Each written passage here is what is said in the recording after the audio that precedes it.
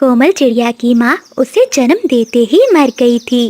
कोमल के पिता बहुत दुखी थे। उसे कुछ भी समझ में नहीं आ रहा था कि वो अब क्या करे।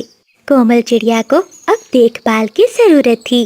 बेटी, न जाने तेरी किस्मत में क्या लिखा है। तेरे जन्म देते ही तेरी माँ चल बसी। अब बिना माँ के तेरा क्या होगा। कोमल को एक माँ की जरूरत थी, इसलिए उसका पिता पारो चिड़िया से शादी कर लेता है। पारो चिड़िया कोमल चिड़िया के साथ सौतेला व्यवहार करती थी और उसके पिता के सामने वो एक अच्छी माँ बनने का नाटक करती थी। कोमल चिड़िया इसी तरह बड़ी होने लगी। पारो चिड़िया के अपने 2 बच्चे होते हैं, एक बेटा और एक बेटी। वो अपने बच्चों को तो पेट भरकर भोजन देती है और कोमल को थोड़ा सा भोजन देती थी। कितना खाती है ये कमबख्त। बस कर, अब उठ जा, जाकर झाड़ू पोछा कर। बस अभी करती हूँ माँ। छोटी उम्र में ही कोमल चिड़िया अपने घर के सारे काम करने लगी। ऐसे ही कई साल बीत जाते हैं। पारो, हमारी दोनों बेटियां अब बड़ी हो गई हैं। मैंने कोमल के लिए एक चिड़ा देखा है, वो बहुत अमीर है। हमने तो जैसे तैसे दिन गुजार लिए, लेकिन मैं चाहता हूँ कि हमारी बेटियां अच्छी जिंदगी गुजारें। कल ही चंदू चिड़ा कोमल बिटिया को देखने आ रहा है। ये सुनकर पारो तो जल भुन जाती है। क्या कहा पति जी, अमीर चिड़ा है, लेकिन कोमल को तो कुछ भी नहीं आता जाता। अगर इतने बड़े घर में जाएगी तो हमारी नाक ही कटवाएगी। पारो, तुम ये सब क्यों कह रही हो? अगर उसे कोई काम नहीं आता तो तुम उसे सिखा दो। अगली सुबह हो जाती है। चंदू चिड़ा अपनी माँ को लेकर आ जाता है, लेकिन पारो चिड़िया अपनी बेटी पिंकी चिड़िया को सामने ले आती है। बहन जी, ये देखो मेरी बेटी, इसे सारे काम आते हैं।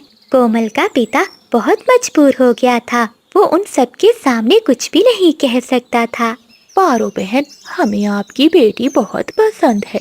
इस तरह पिंकी चिड़िया की शादी चंदू चिड़े से तय हो जाती है।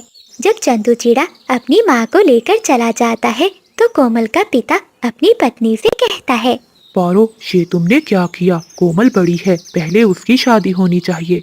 सुन लो पति जी, वो चिड़ा मेरी बेटी के लायक है और मैंने कब कहा कि पहले पिंकी की शादी होगी। आप पहले अपनी बेटी की शादी कर दें। पिताजी, आप चिंता नहीं करें। अगर बहना की शादी से पहले मेरी शादी करना आपके लिए जरूरी है तो आप किसी भी चिड़े से मेरी शादी कर दें, मुझे कोई आपत्ति नहीं। बेटी, ये तो क्या कह रही है? मैं कैसे किसी चिड़े के साथ तुझे ब्याह सकता हूँ?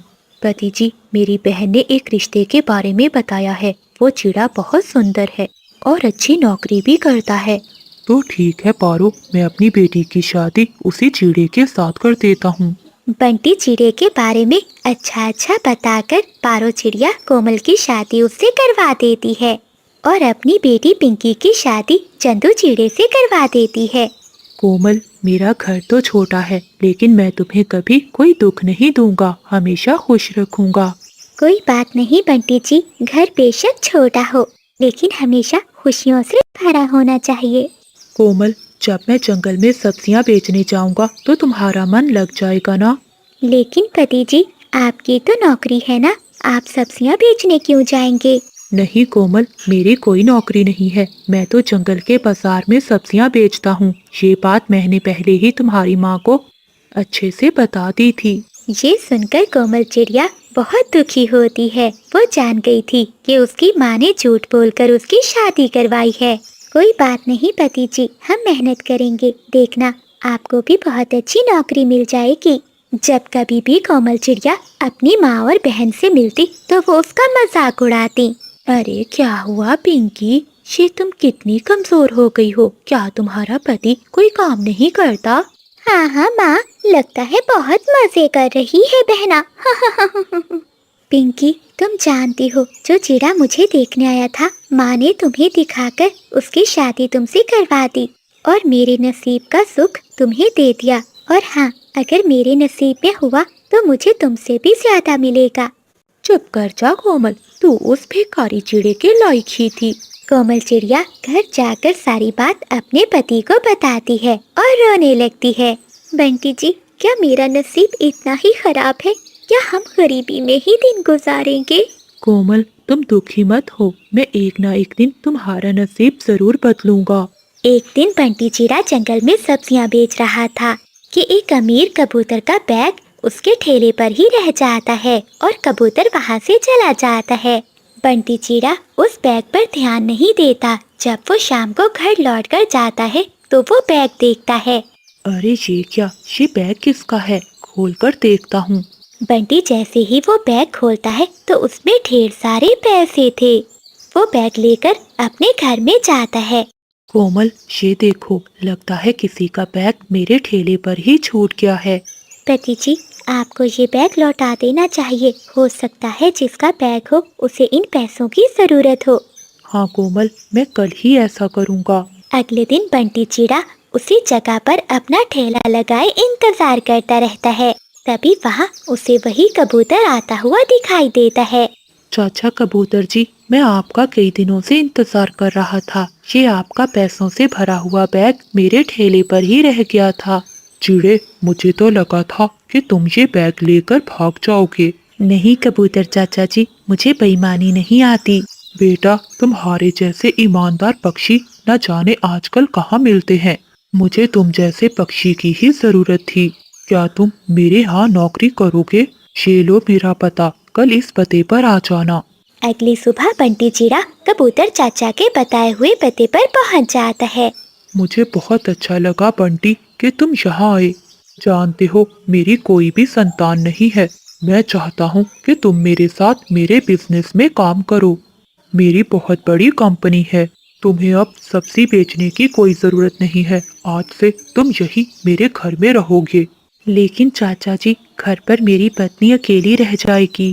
बेटा, तुम दोनों यही रहोगे। मुझे तुम जैसा ही पक्षी चाहिए था, जो ईमानदार हो, जो मेरा काम संभाल सके। मैं अकेला रहता हूँ।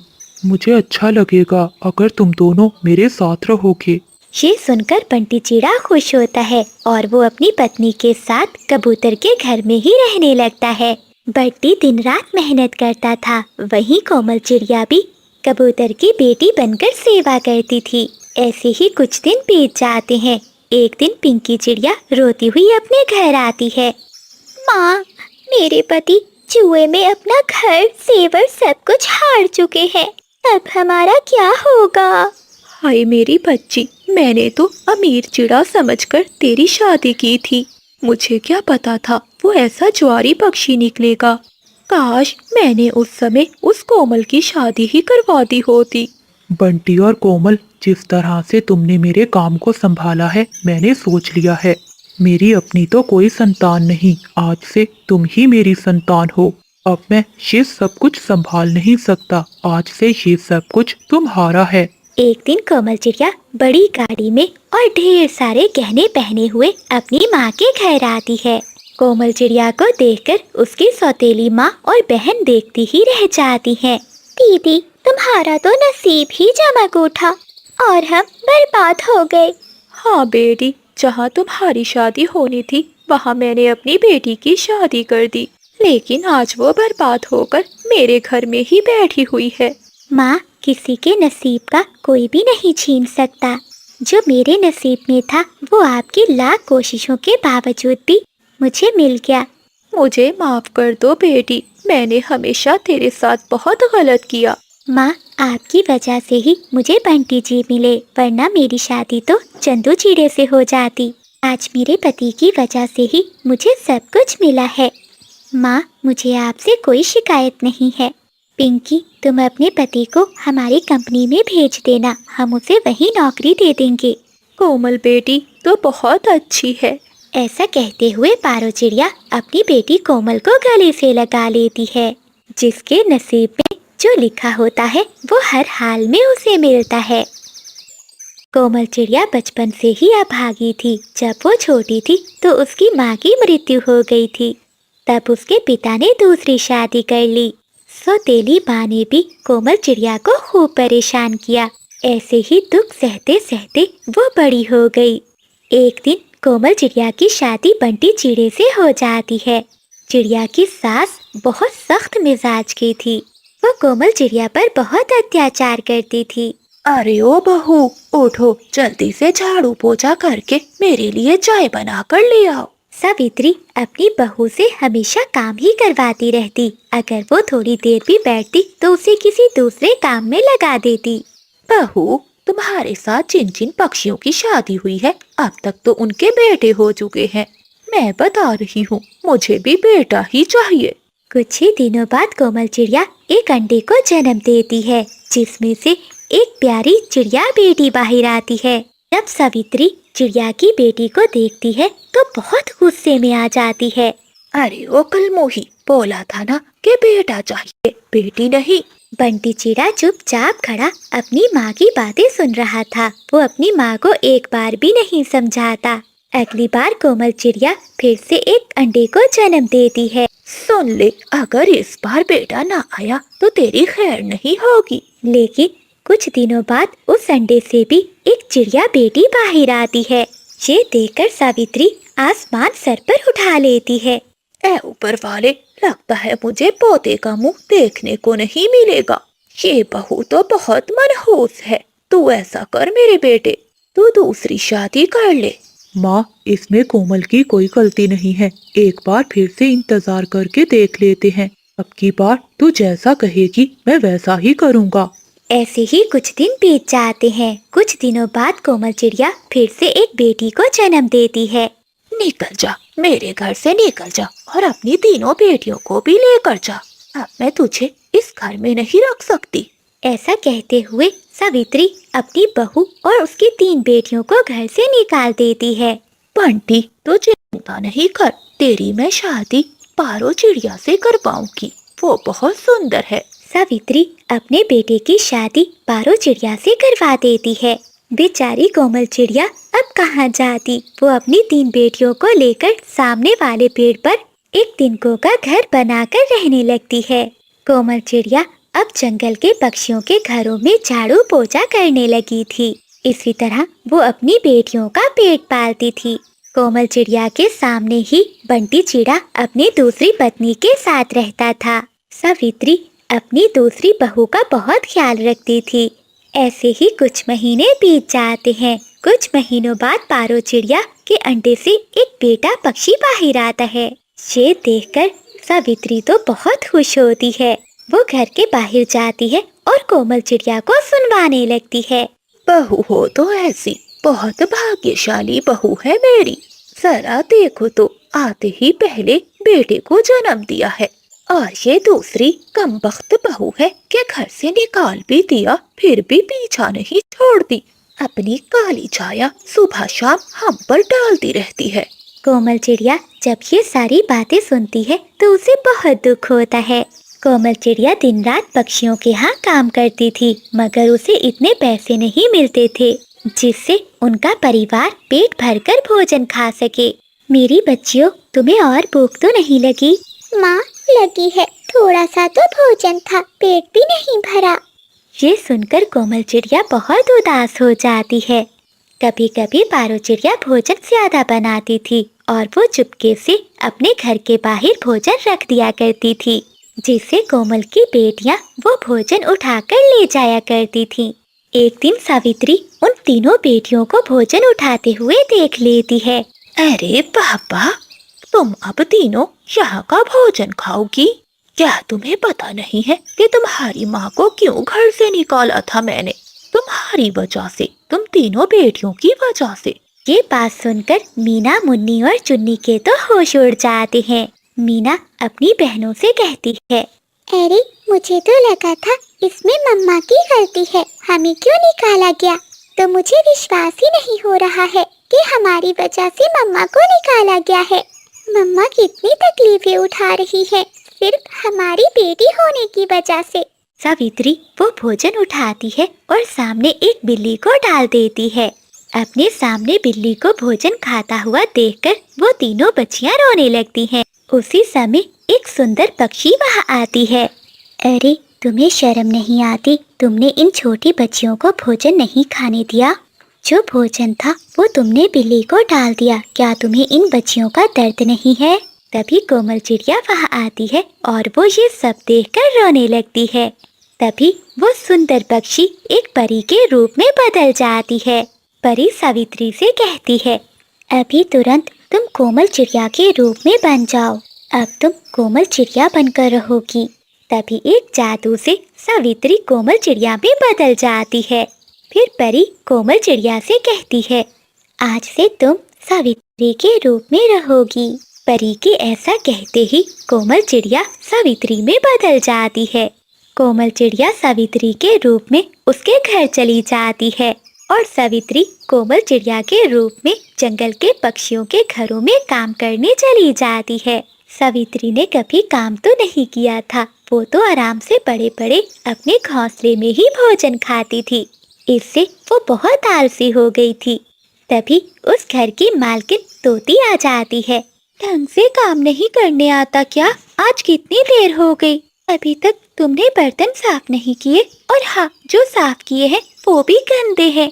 ऐसे सावित्री तोती की सारी बातें सुनती है और वहाँ से कव्वी के घर चली जाती है। वो बिजली कव्वी के घर बहुत फुर्ती से काम करती है, लेकिन अनाड़ी होने के कारण वो फर्श पर पड़ा हुआ पानी ठीक से साफ नहीं कर पाती। बिजली कव्वी जब वहाँ आती है तो वो पानी पर पाँव रखते ही नीचे गिर जाती है। हाय रे, मर गई मैं तो उठ भी नहीं पा रही। बिजली कव्वी उठती है और गुस्से में सावित्री से कहती है, कल तो तुमने कितना अच्छा काम किया था, आज क्या तुम्हारा दिमाग खराब हो गया है क्या? चुड़ैल कहीं की, मेरी कमर तोड़ कर रख दी। निकल जा मेरे घर से, अभी के अभी निकल जा। कल से अगर मुझे दिखाई दी तो तेरी टांगे तोड़ दूंगी। इसी तरह से जब सावित्री दूसरे पक्षियों के घर काम करने जाती है तो सभी पक्षी काम ठीक से ना करने के कारण सभी उसे घर से निकाल देते हैं। ए ऊपर वाले, ये मैं कैसे नर्क में आ गई। जब सावित्री चिड़िया के रूप में घर आती है तो उसकी बेटियां रोने लगती हैं। चुप कर जाओ, सुबह से सर में दर्द हो रहा है और ऊपर से तुम चिल्ला रही हो। चुप कर जाओ। लेकिन चिड़िया की बेटियां चुप नहीं होती। तितली को गुस्सा आता है और वो चिड़िया की तीनों बेटियों को मारने लगती है। सामने घर में जब कोमल चिड़िया, जो सावित्री के रूप में बनी बैठी थी, अपनी बच्चियों की आवाज सुनकर वहाँ आती है। वो अपनी बेटियों को वहाँ से लेकर अपनी सास के घर में आ जाती है। कोमल चिड़िया अपने पति और पारों से कहती है, आज से ये हमारे साथ ही रहेगी। माँ जी, मैं तो आपसे कब से कह रही हूँ कि कोमल और उनकी तीनों बेटियों को यहाँ ले आइए। हम सब साथ में रहेंगे तो कितना अच्छा लगेगा, लेकिन आपने ही मना किया हमेशा। सावित्री को सब पक्षी काम से निकाल देते हैं। अब तो वो भूख से तड़प रही थी। बहुत दुखी होकर वो एक कुएं में कूदने ही वाली थी कि तभी वो परी वहाँ आ जाती है। बस सावित्री, अब तुम्हें अपनी गलती का एहसास हो गया है। तुम्हें भूख और गरीबी का एहसास भी हो गया है। जाओ, जादू आज से खत्म हुआ। ऐसा कहते ही सावित्री फिर से अपने असली रूप में आ जाती है। उधर कोमल चिड़िया भी अपने असली रूप में आ जाती है।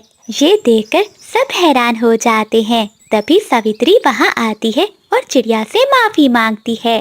कोमल बहू, अब हम सब मिलकर रहेंगे। मैं तुम्हें कभी दुख नहीं दूंगी। निकल जाओ मेरे घर से और अपने 2 बच्चों को भी ले जाओ। मैं तुम्हारे साथ नहीं रहना चाहता। आज के बाद मैं अपनी नई पत्नी पारो के साथ ही रहूंगा। बंटी चिड़ा पारो चिड़िया से शादी कर लेता है और अपनी पहली पत्नी और 2 बच्चों को घर से निकाल देता है। रोती हुई कोमल चिड़िया अपने दोनों बच्चों को लेकर जंगल में चली जाती है। वो अपनी माँ के पुराने घर में अपने बच्चों के साथ रहने लगती है। बच्चों, मैं चाहती हूँ कि तुम दोनों खूब पढ़ो और बड़े होकर अपने बाबा जैसे बनो। नहीं माँ, हम बाबा जैसे नहीं बनेंगे, क्योंकि बाबा तो आपको छोड़कर चले गए, लेकिन हम हमेशा आपके साथ रहेंगे। हाँ मम्मा, भैया ठीक कह रहा है। हम हमेशा आपके साथ रहेंगे और आपको कभी भी अकेले नहीं छोड़ेंगे। बच्चों, तुम दोनों मेरे जीने का आखिरी सहारा हो। हमेशा ऐसे ही रहना। कोमल चिड़िया पत्तों से टोकरी बनाया करती थी और उसे जंगल में बेचा करती थी। कोमल चिड़िया दिन रात बहुत मेहनत करती है और वो अपने बच्चों को बहुत प्यार से पालती है। ऐसे ही कई साल बीत जाते हैं। चिड़िया के बच्चे अब बड़े हो जाते हैं। कोमल चिड़िया अपनी बेटी मीना की शादी एक अच्छे पक्षी से कर देती है। अब उसके बेटे बबलू की बारी थी। बबलू बेटा एक बहुत अच्छी चिड़िया है, अगर तुम कहो तो मैं तुम्हारी शादी उससे करवा दूं। नहीं मम्मा, मैं किसी चिड़िया को पसंद करता हूँ, मैं उसी से शादी करूँगा। तो ठीक है बेटा, देर किस बात की, अगर तुम्हें वो चिड़िया पसंद है तो आज ही मैं तुम्हारी शादी करवा देती हूँ। ऐसे ही कुछ दिनों के बाद बबलू और पिंकी चिड़िया की शादी हो जाती है। शादी के कुछ दिनों तक तो अच्छा चलता रहता है, लेकिन बाद में पिंकी चिड़िया अपना असली रूप दिखाना शुरू कर देती है। पिंकी, तुमने मेरा भोजन तो बना दिया, लेकिन माँ का कहाँ है? दादी जी, इतनी सुबह माँ क्या नाश्ता करेंगी, आप कर लीजिए ना, मैं माँ के लिए फिर से बना दूंगी। बबलू नाश्ता करता है और वहाँ से चला जाता है। बबलू के जाने के बाद पिंकी अपने घोंसले में जाकर लेटी रहती थी। जब कोमल चिड़िया अपना भोजन बनाने के लिए रसोई में जाती है तो पिंकी चिड़िया अपनी सास से कहती है, अरे माँ जी, आपको भी बहुत भूख लगती है, बना देती हूँ मैं आपके लिए भोजन। ऐसा कहते हुए पिंकी वहाँ से चली जाती है। कोमल चिड़िया पहले की तरह ही काम करती थी, वो पत्तों से टोकरियाँ बनाकर बेचा करती थी। अरे माँ, आप घर के इतने काम क्यों कर रही हैं? पिंकी है ना, वो कर लेगी। माँ जी, क्या मैं काम नहीं करती? या आप अपने बेटे को दिखाना चाहती हैं कि घर के सारे काम आप ही करती हैं? धीरे धीरे पिंकी चिड़िया बबलू चिड़े को अपनी माँ के खिलाफ भड़काने लगती है। अगले दिन कोमल चिड़िया अपने बेटे से कहती है, बबलू बेटा, मुझे कहते हुए अच्छा तो नहीं लग रहा, लेकिन तुम अपनी पत्नी पर नजर रखो। तुम्हारे जाने के बाद वो भी घर से चली जाती है और शाम को लौट कर आती है। माँ, ये तुम कैसी बातें कर रही हो? मुझे अपनी पत्नी पर पूरा विश्वास है। अच्छा बबलू, कितने दिन हो गए मैं मीना से मिलने नहीं गई, सोच रही हूँ आज चली जाऊँ। माँ, आप रहने दीजिए, आपके जाने से बहुत खर्चा होगा, जब उसका मन होगा तो वो खुद चली आएगी। लेकिन बबलू, अभी मैं कमा लेती हूँ, अपना और अपनी बेटी का खर्चा मैं उठा लूँगी, तुम्हें इसकी चिंता करने की कोई ज़रूरत नहीं। लेकिन माँ, जाएगा तो हमारे घर से ही ना। एक दिन एक चिड़ा घर में आता है। कोमल चिड़िया रसोई में अपना भोजन बना रही थी। तभी उसे पिंकी के कमरे में से आवाज आती है, रोहन, मैं तुम्हारे बिना नहीं रह सकती, मैं तुमसे बहुत प्रेम करती हूँ। हाँ पिंकी, मैं भी तुम्हारे बिना नहीं रह सकता। तभी कोमल चिड़िया वहाँ आ जाती है। पिंकी, तुम मेरे बेटे को धोखा दे रही हो, आज आने दो मेरे बेटे को, आज मैं अपने बेटे को तुम्हारी सारी सच्चाई बताऊंगी। वो चिड़ा वहाँ से भाग जाता है। तभी पिंकी चिड़िया अपने पति को फोन करती है और उसे बुलाती है, बबलू जी जल्दी आइए, माँ जी मुझे जान से मारने वाली थी। ये सुनते ही बबलू चिड़ा भागा भागा घर आता है। माँ, कहाँ हो? जल्दी बाहर आइए। तभी पिंकी चिड़िया रसोई में जोर जोर से रोने लगती है, पति जी मुझे बचा लो, वरना आग से तुम्हारी माँ मुझे जलाकर मार देगी। बबलू बेटा, ये सब झूठ बोल रही है, तुम मुझे जानते हो ना, तुम्हें पालने के लिए मैं दिन रात मेहनत करती रही, और तुम्हें क्या लगता है कि मैं तुम्हारी पत्नी को जलाकर मार दूंगी? सच तो ये है बेटा, ये सारा दिन किसी पक्षी के साथ बाहर रहती है और आज वो पक्षी हमारे घर तक आ गया। मैंने इनकी सारी बातें सुन ली, ये उससे प्यार करती है, इसीलिए अब ये सारा नाटक कर रही है। माँ, मुझे अपनी पत्नी पर पूरा विश्वास है, वो ऐसा नहीं कर सकती। माँ, अब तुम्हारे यहाँ रहने से हमारे घर में बहुत बड़े झगड़े हो रहे हैं, अब तुम यहाँ नहीं रह सकती। तभी बबलू मीना चिड़िया को कॉल करता है। सुन मीना, मैं माँ को आश्रम में भेज रहा हूँ, इसने पिंकी को मारने की कोशिश की है, अगर तुम चाहो तो माँ को अपने साथ रख सकती हो। नहीं नहीं भैया, आप माँ को आश्रम ही भेज दो, मेरा घर छोटा है। ये सब बातें सुनकर कोमल चिड़िया रोने लगती है।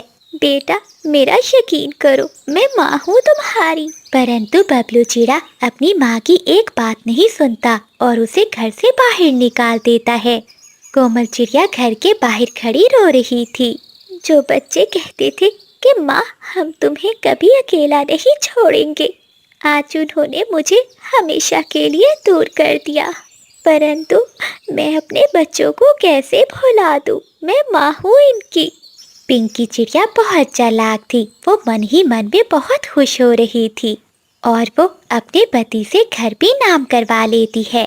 एक दिन बंटी चिड़ा काम से घर लौट कर आता है तो वो देखता है कि घर के बाहर एक कबूतर खड़ा था, जो उसे बताता है कि उसकी पत्नी एक चिड़े के साथ ये घर बेचकर चली गई है।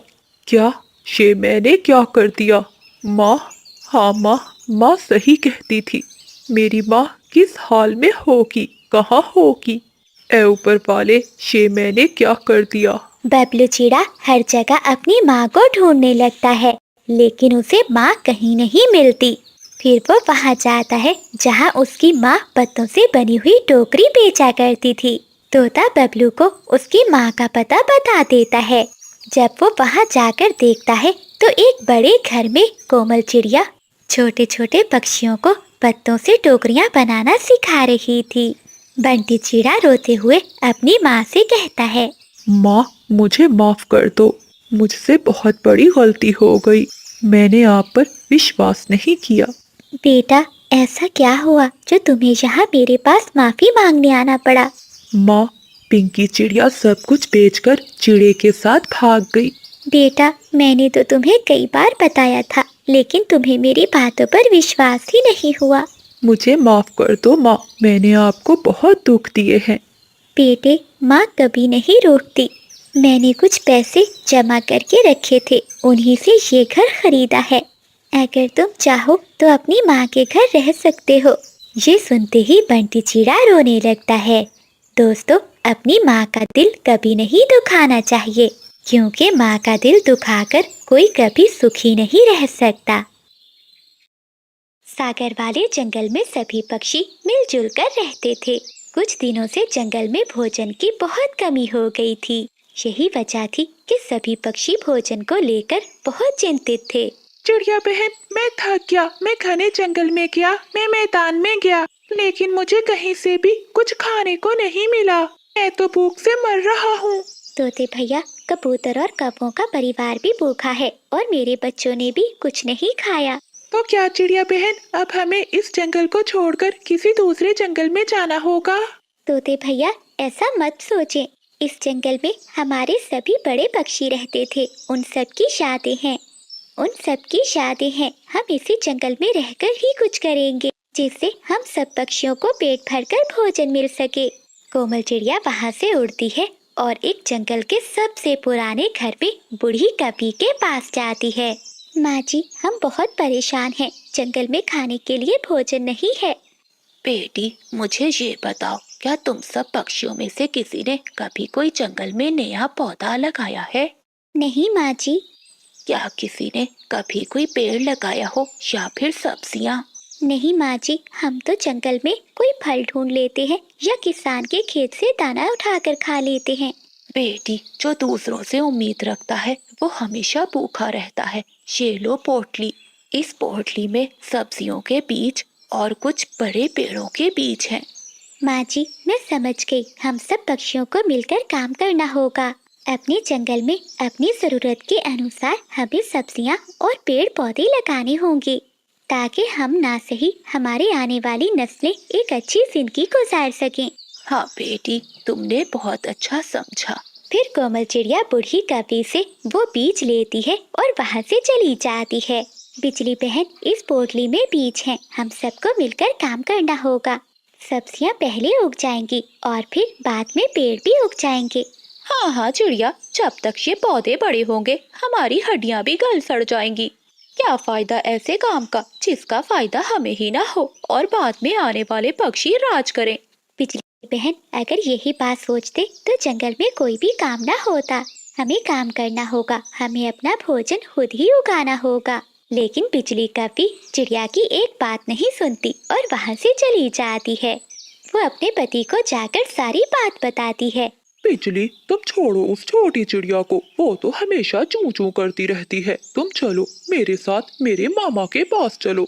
मेरे मामा के पड़ोस में किसान ने कल ही अपनी फसल काटी है। वहाँ खेत में इतनी मकई है कि हम 2 महीने आराम से खाएंगे। हाँ पति जी, मैंने तो उस छोटी चिड़िया को पहले ही बता दिया है कि ये काम वाम हमसे नहीं होते। फिर बिजली कपी और बादल कपा अपने बेटे जुगनू को लेकर वो जंगल छोड़कर अपने मामा वाले जंगल में चले जाते हैं।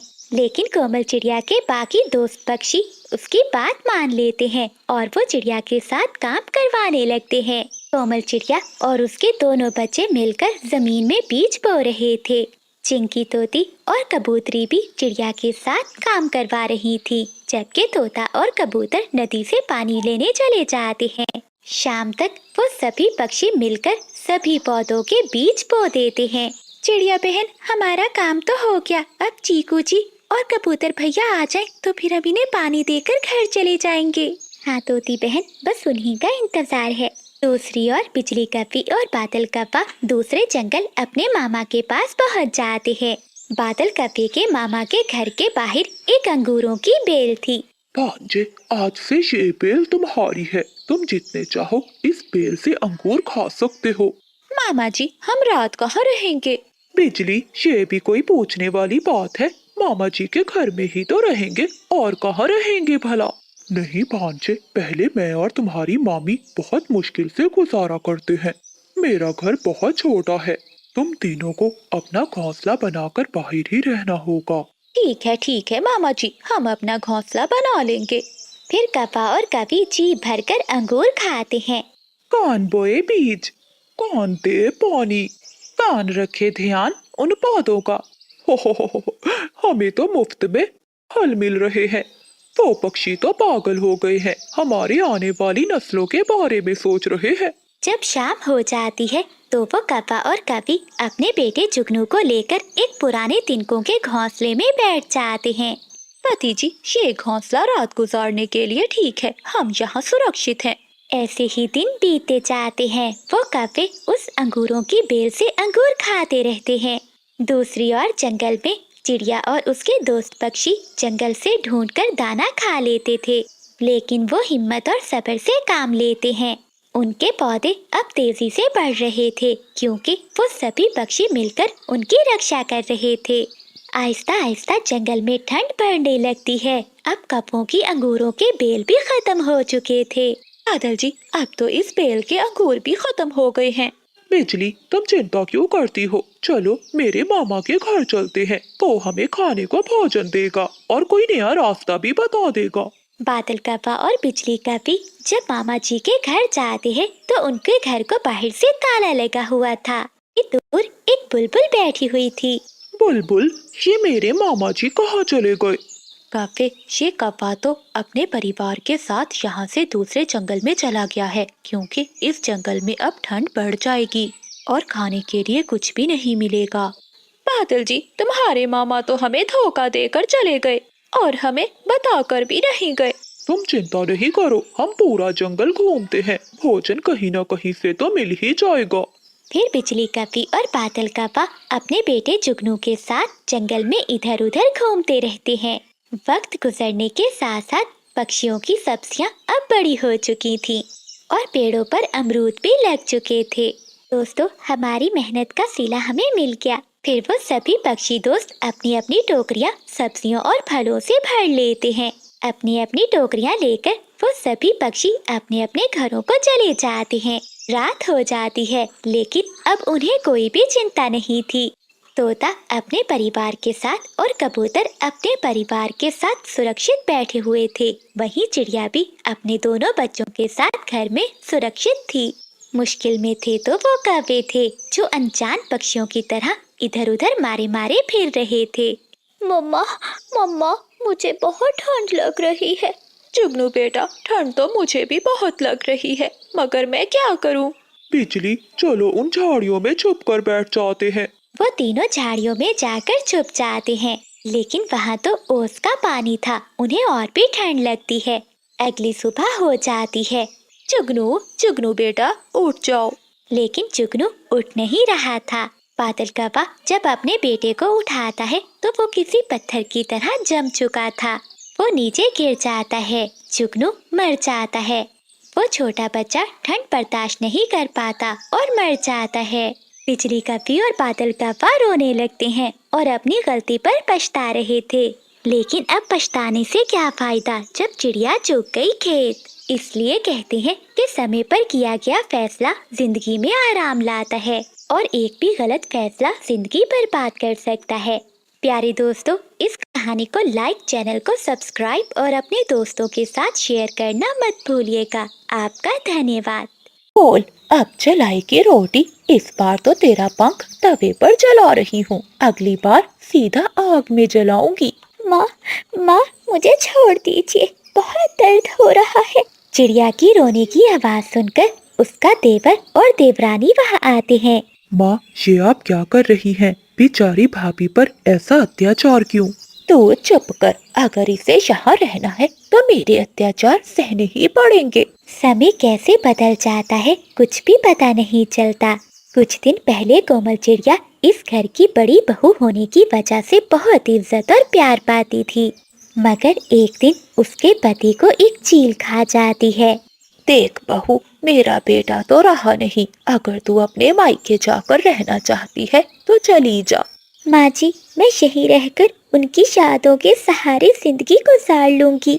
अगर यहाँ रहेगी तो जैसे मैं चाहूंगी वैसे ही रहना पड़ेगा। ठीक है माँ जी, मैं रह लूंगी। बस उसी दिन से चिड़िया की सास उस पर अत्याचार करना शुरू कर देती है। घर के सारे काम कोमल चिड़िया से ही करवाती और ऊपर से उसे मारती भी थी। एक दिन कोमल चिड़िया घर के सारे काम करके भोजन खाने ही बैठी थी कि तभी उसकी सास वहाँ आती है। रुक जा, अब भागन कहेगी, अगर एक नवाला भी मुंह में डाला तो मुझसे बुरा कोई नहीं होगा। परंतु माँ जी, आप सबने तो भोजन खा लिया है। हाँ हाँ, खा लिया है। जूठे बर्तन तो है, वो कौन धोएगा? क्या तेरा बाप धोएगा? जा, उन बर्तनों को धो, उनमें से जो बचा कुचा हो उसे खा लेना। कोमल चिड़िया भोजन वहीं रखकर वहाँ से चली जाती है और वो नलके पर जाकर बर्तन धोने लगती है। न जाने मेरी सासू माँ मुझसे कौन सा बदला ले रही है। मेरा जीवन तो नर्क बन गया है। एक दिन कोमल चिड़िया के पास उसके देवर का छोटा बच्चा आता है और वो उसे लिपट जाता है। बेचारी चिड़िया की अपनी संतान तो नहीं थी, इसलिए वो अपनी सारी ममता उस बच्चे पर निछावर कर देती है। बेटा, आप तो अपनी ताई से प्यार करते हैं ना? कोमल ने इतना कहा ही था कि तभी उसकी सास और देवरानी आ जाती हैं। देख लिया माँ जी, ये विधवा किस तरह से मेरे बेटे पर बुरी नजर डाल रही है। कहीं जेठ जी की तरह मेरे बेटे को भी कुछ हो गया तो। पारो की ये बात सुनकर चिड़िया की सास भड़क उठती है। अब भागन कहेगी, तूने मेरे बेटे को तो छीन लिया, क्या तू अब मुझसे मेरे पोते को भी छीनना चाहती है? इस पर अपना पूरा साया मत डाल। माँ जी, ये आप क्या कह रही हैं? मैं उनसे भी प्यार करती थी और आप सबसे भी करती हूँ, फिर मेरा साया बुरा कैसे हो सकता है? पीछे खड़ा देवर ये सारी बातें सुन रहा था। वो वहाँ आता है और अपनी माँ से कहता है, माँ, आप तो अब हद पार कर रही हैं। मुझसे भाभी की ऐसी हालत नहीं देखी जाती। अगर नहीं देखी जाती तो जा, तू भी निकल जा यहाँ से। इस घर में रहना है तो मेरी मर्जी चलेगी। अरे कैसी माँ है आप और कैसी सास है। बस अब मैं आपके साथ एक पल भी नहीं रहूंगा। ऐसा कहते हुए गुस्से में कोमल चिड़िया का देवर अपनी पत्नी और बेटे को लेकर वहाँ से चला जाता है। अपने बेटे के छोड़कर जाने का दोष भी सावित्री कोमल पर ही डालती है।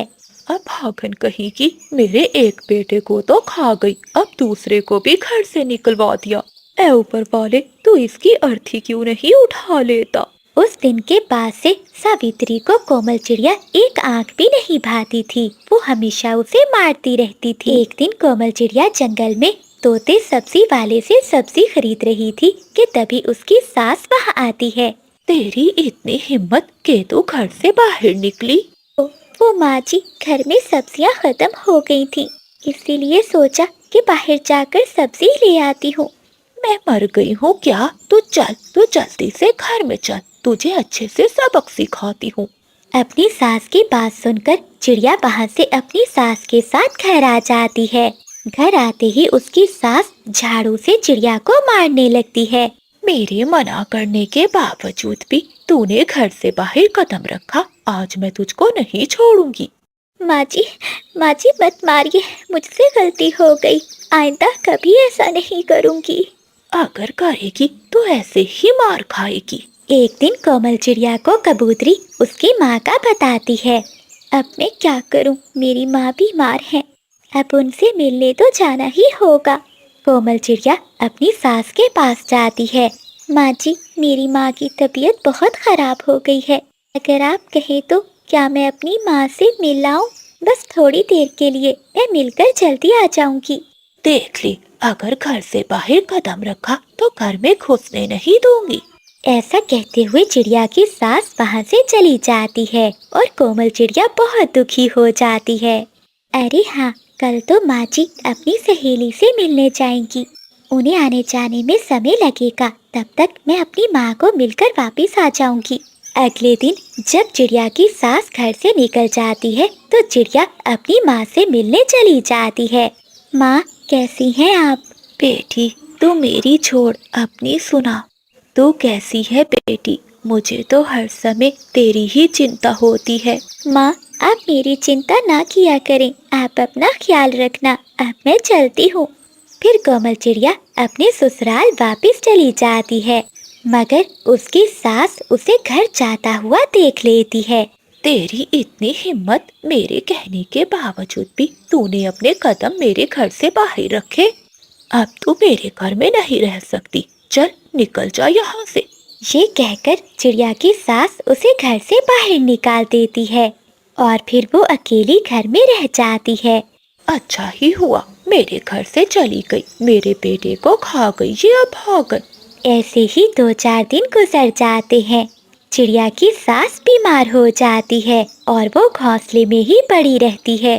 पानी, पानी, कोई मुझे पानी पिला दे।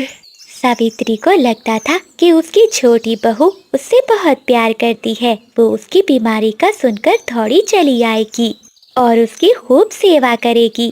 परंतु ये तो सावित्री का भ्रम ही निकला।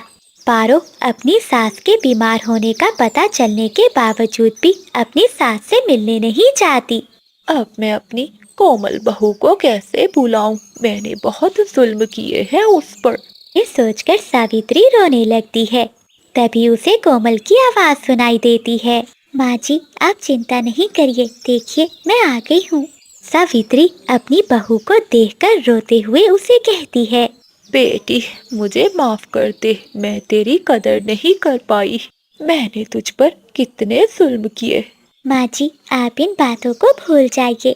कोमल चिड़िया के आते ही अब सावित्री को समय पर भोजन मिलता और दवाइयाँ मिलती। चिड़िया की सेवा और देखभाल से सावित्री कुछ ही दिनों में ठीक हो जाती है।